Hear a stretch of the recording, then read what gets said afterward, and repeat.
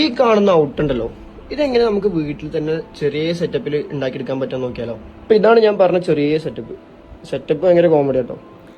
ഞാൻ ഇങ്ങനെ ഒരു വീഡിയോ ഇട്ടപ്പോൾ ഒരുപാട് പേര് എന്നോട് പറഞ്ഞു, ഇതെന്താ പ്രൊഡക്റ്റ് ഷൂട്ട് തന്നെയാണോ, നമ്മൾ ഫോട്ടോഗ്രാഫേഴ്സിൻ്റെ വില കളയുമോ എന്നൊക്കെ ചോദിച്ചു. സത്യത്തിൽ ഞാനിവിടെ കാണിച്ചത് ഇങ്ങനെ നമുക്ക് പ്രൊഡക്റ്റ് ഷൂട്ട് ചെയ്യാം എന്നുള്ളതിനൊരു തെളിവാണ് കാണിച്ചത്. വലിയ ലൈറ്റിങ്ങും വലിയ സെറ്റപ്പ് ഒന്നും ഇല്ലാതെ തന്നെ നമുക്ക് ചെറിയ സെറ്റപ്പിൽ പ്രൊഡക്റ്റ് ഷൂട്ട് ഇങ്ങനെ ചെയ്യാമെന്നാണ് ഞാൻ ആ വീഡിയോയിൽ കാണിച്ചത്. ഒരുപാട് പേർക്ക് ക്യാമറ ഉണ്ട്, ചെറിയ ലൈറ്റ് കാര്യങ്ങളൊക്കെ ഉണ്ട്, എന്നാൽ വലിയ പ്രൊഡക്റ്റ് ഷൂട്ട് ചെയ്യാനുള്ള സെറ്റപ്പ് ഒന്നും ഇല്ല എന്നുള്ള കുറേ പേർക്കുള്ള പരാതിയുണ്ട്. അപ്പോൾ ഇങ്ങനെ പരാതി ഉള്ളവർക്ക് വേണ്ടിയിട്ടാണ് ഞാൻ ഇങ്ങനെ ഒരു വീഡിയോ ചെയ്ത് കാണിച്ചു തന്നത്. ഈ ഒരു ഷൂട്ടിന് ഞാൻ ചെറിയൊരു എമൗണ്ടാണ് മേടിച്ചിട്ടുള്ളൂ, വലിയ എമൗണ്ട് ഒന്നും മേടിച്ചിട്ടില്ല. പ്രൊഡക്റ്റ് ഷൂട്ടിന് നിങ്ങൾക്ക് അറിയുണ്ടാവും, അത്യാവശ്യം നല്ലൊരു എമൗണ്ട് തന്നെ നമുക്ക് ഇതിന് ചാർജ് ചെയ്യാൻ പറ്റും.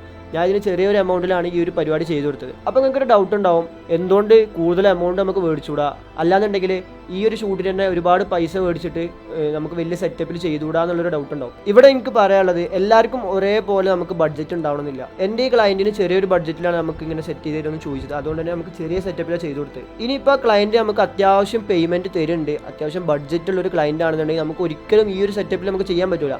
നമ്മൾ അത്യാവശ്യം ലൈറ്റിങ്ങും കാര്യങ്ങളൊക്കെ റെൻ്റ് എടുത്തിട്ട് ഇങ്ങനൊരു സെറ്റപ്പിൽ നമ്മൾ ചെയ്യും. അതുകൊണ്ട് നമ്മൾ എപ്പോഴും ശ്രദ്ധിക്കേണ്ട ഒരു കാര്യം, നമ്മളെ ക്ലയൻറ്റിന് എത്രയാണോ ബഡ്ജറ്റ് അതിനനുസരിച്ചിട്ടുള്ളൊരു ഔട്ട് നമ്മൾ കൊടുക്കുക.